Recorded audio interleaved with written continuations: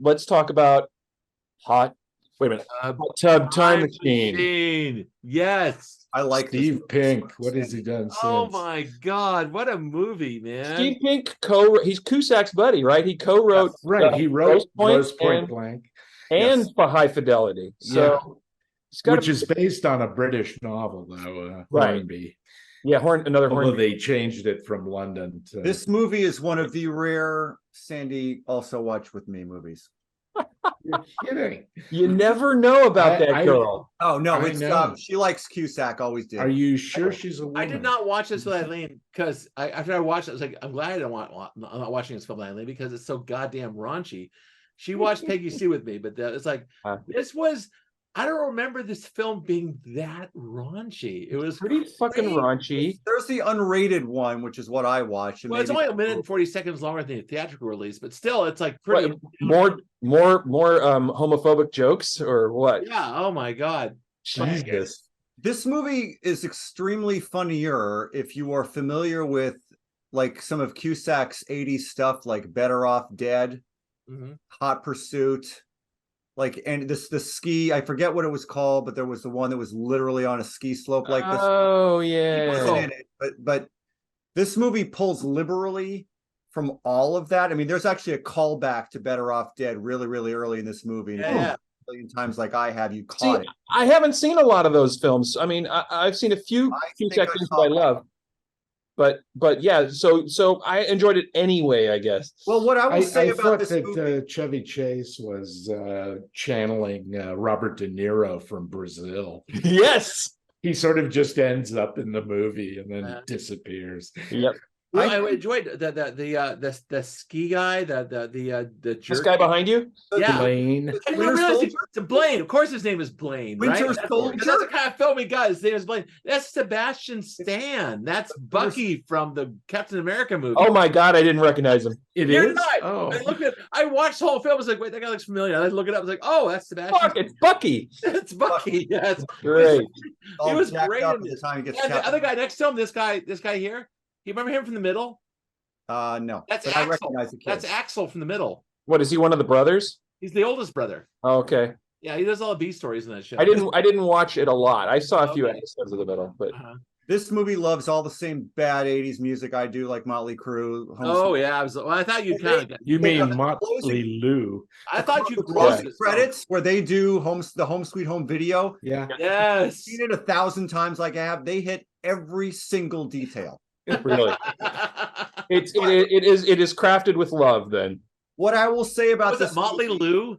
Yeah, Motley Lue. What I will say about this movie, unlike the movie we'll talk about in a little bit, is that it takes its premise and it does more with it than could have possibly been expected.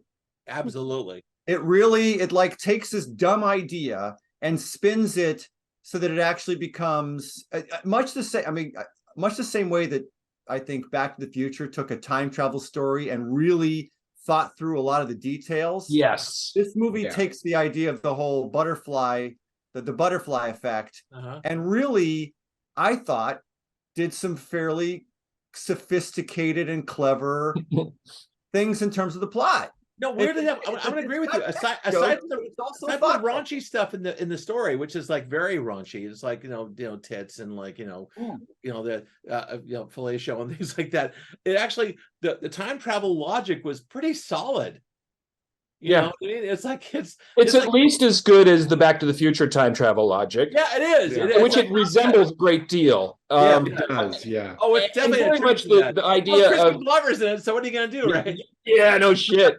But I mean, even the ending is kind of like Back to the Future, where he gets back and it's like, yeah, well, actually, you did change the present, and it all got better. Right. And it says it just fucking runs with it. Yeah, like, oh, your dad's not a loser. Published a novel. It's like it got better for everybody. It's not your dad's not a loser, and now he published his novel. It's your dad owns Google, and it's on a yacht. Google, exactly. The connection that ends up being like this thing. I mean, that was good. That's good. Because he hated his fucking guts at the beginning of that movie. I know. It's my entire weekend. That's my son. Oh my God! I connected at the end. It's like there's only 10 years difference between those two actors. Yeah. Well, Rob Corddry is kind of the surprise for me in this movie. He's like got the best character and the best performance, I thought. Yeah, it wasn't bad. He's really good. Yeah. Cusack is kind of like playing Cusack, so it's kind of like you have to. Yeah, it's hard to they tell. built the film around him in a lot of ways. Well, it feels just like, I mean, so many of the scenes with him feel like Cusack movies, where it's like he's this affable, lovable, kind of a loser, but you still think he's cool. It's just he's Cusack, And it's It didn't really seem like a Cusack movie though, because his sister wasn't in it. So right. A, well said. B, it wasn't like a Cusack film at all. It's like a parody of a Cusack film. Well, the funny thing about Cusack is, I mean, as Gloom Girl points out, she goes, I remember watching this thinking, oh, good, he's going to get a comeback. Yeah. And then right back to, with the exception of the sequel to this movie in 2012, it has been an endless string of straight-to-video shit. Half of the time, it's got Nicolas Cage in it. Right. And Cusack wears the same black baseball cap in every fucking movie. Right. Talk about phoning it in. It's not good. What's weird is that this film kind of comes out of the void and speaks to me. Really? Haven't peaked in the 80s. It's like really weird. This is all hitting us where we live. I saw this film at the. It's good that Jared and they were fucking here because that's why they're not here. They don't give a shit. This is our movie. Yeah, this is our film. This generationally, this talks to us. And I saw it in the second run theater because my best friend from high school, Mark Bailey, has said, dude, you have to see this movie. So it was totally that for me. It was just all the references to the 80s. I was never that far into the 80s in terms of like kind of thing, although I did wear some neon occasionally. That opening shot where they first come back to the ski resort and there's like boom, boom, boom. They're looking around and it starts to close. Oh, yeah, that was great. What's on TV and Reagan. like that, it's like, oh man, they just checked every single box. Yeah. All of that shit. Yeah, the music was good. I loved actually the bit where he had the Craig Robinson's character had the breakthrough at the end where he did that Black Eyed Peas song. Yeah. 2005, I think, a couple of years before this film came out. Right? Mm-hmm. It was actually freaking brilliant, man. It's really good. Because it kind of messes your head a little bit. It's like you had to from 2023, you had to remember where that song was in your history and how it related to the 80s. It didn't, right? It was like it's crazy.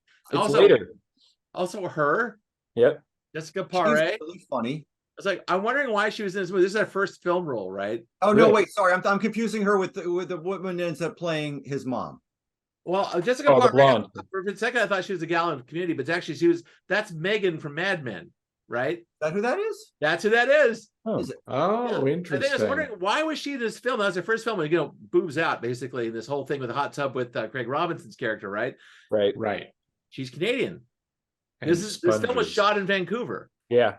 Yeah. So there it is. She did a good job. I thought Lizzie Kaplan. I mean, she's played that role about 5 times now, but I think she's really good in that role. She doesn't have a lot to do here except to be a reward for John Cusack that he probably doesn't deserve, Is she the reporter for Poison? Yeah. I just love to see her show up in anything. She elevates this movie. I mean, to me, it's like her scenes are like some almost from a better, different movie. Like a movie anyway. Thank you. That's exactly right. She almost like Alanis Morissette came out of the sky and landed in this film. It's like, right? Because I've actually got all my shit together. It's like, oh, well, yeah, I kind of do, right? Yeah. So, I think this movie, this is the first time I've seen it in a while. I remember feeling the same way about it the first time. Like, wow, that was way better than it deserved to be. Yeah. Like it comes through the door of dick jokes. Yeah. Like pop culture references, but it really, I felt between the chemistry, like everybody's pretty good in it.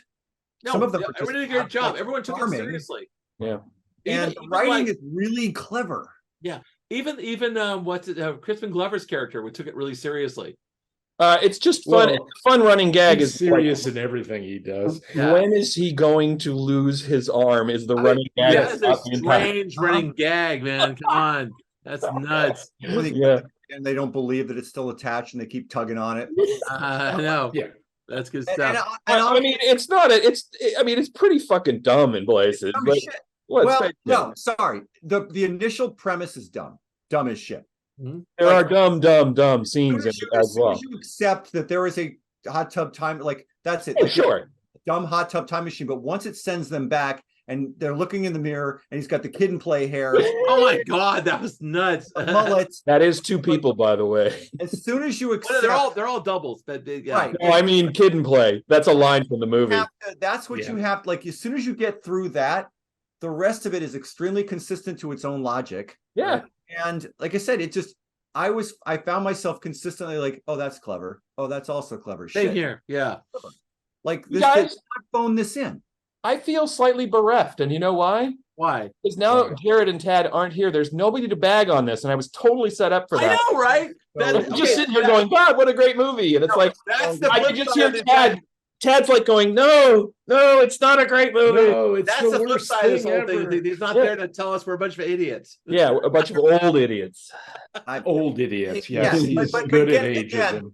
as I've said many times on the show, they're probably not the target audience. Right. No. Target audience is I Gen don't X. think they're the target audience for anything. Gen Oh, X, well, there it is. solidly Gen Gen No, X, there's Haneke. I think Jim needs a corner here because you're kind of above the whole thing looking down. No, but this is Jim and I.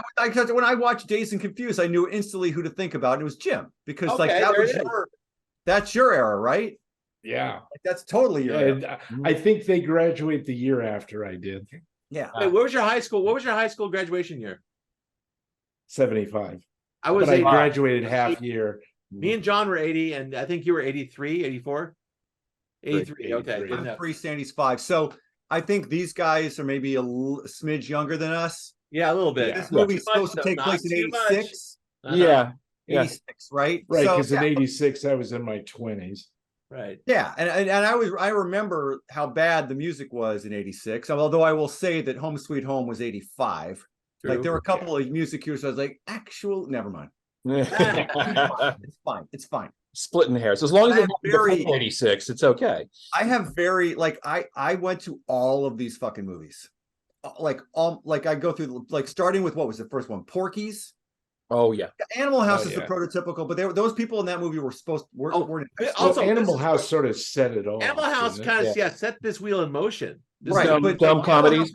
Animal House is college. Almost all the ones that were popular that followed were high school, and like I Like said, you can watch, Porky's and stuff. go watch like Porky's no, now, like and that private is school Kim girls Cattrall. and like that kind of thing. Porky's, yeah. The screamer in Porky's is I think Kim Cattrall, who probably was 30.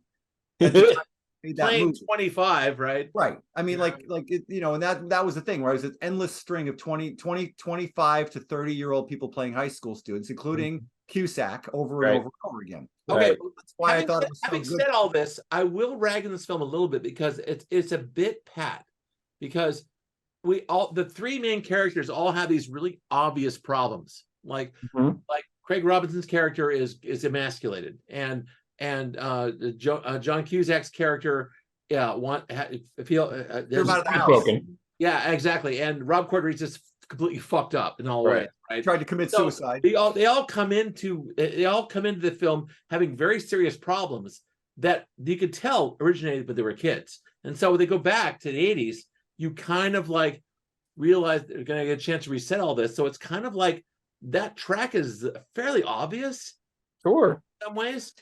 Yeah. So, It's a do-over movie. I mean, that's the theme this weekend. yeah, I guess do-over. Yeah, exactly. It's a do-over. It's a do-over movie. Okay. Yeah, there it is. I thought Kathleen Turner did it better in Peggy Sue. We'll get to that. We'll get to that. There's a little more thought behind it, I Yeah. guess. I would agree. But I mean, it was a fun thing to put with. Oh, I laughed my ass off. Oh, man. yeah. I laughed a lot. I was happy to see it again. It Good. might be one of my top 5 for this year because you know what? It took me by surprise. It was like, okay, this film is nuts. Oh, wait, Scott, you had or had not seen this? I've seen it several times, but Okay. in terms of like stacking up the films we saw this year, it's the one I was fully engaged in. You know what I mean? It was just really funny. It was The sequel is not. no, I heard the sequel. It's kind of like Well, Cusack didn't even bother to show up for it, right? yeah. It's like it was a little over. It was overbaked apparently. We but- were gonna offer Jim a corner, and then we all started talking again. Okay, So what Jim, He doesn't need a corner. Okay. I don't need it. We all like the olds. This is the week of the olds, and the olds seem to all thought this was pretty It good. gets the old seal of approval. I liked it. By God, it was Yes. Cracky. That was a good film. The 80s was a wonderful time. It wasn't D.W. Griffith, I'm but it sorry, the '80s were good. fun.